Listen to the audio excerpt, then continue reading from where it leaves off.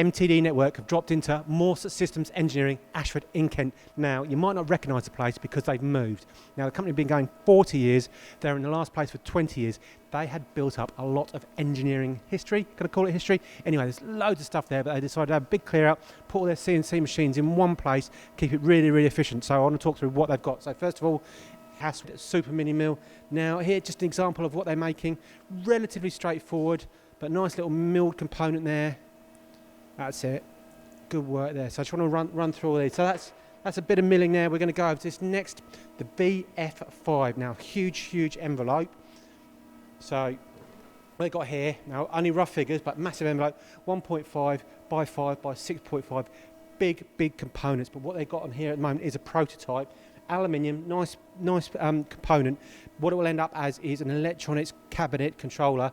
So thin walls, 2 mil thick when they finish up. So nice intricate part there from Morse Systems Engineering. Now come on, Ian, keep up.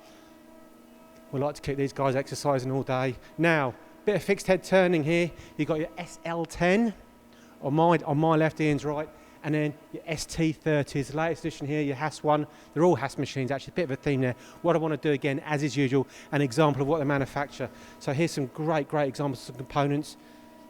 This one here, just showcasing that quickly, but some more components right behind me as we prepared earlier. So here, I'm going to call this a finial. Look at the finish on that. That'll actually be polished up to mirror finish. And it's actually 2 components threaded together, and just beautiful the way they've done that. Threaded, internal, external, bit of milling there. And next part, this component here. Now this is part of a pressure gauge, so really tight tolerances.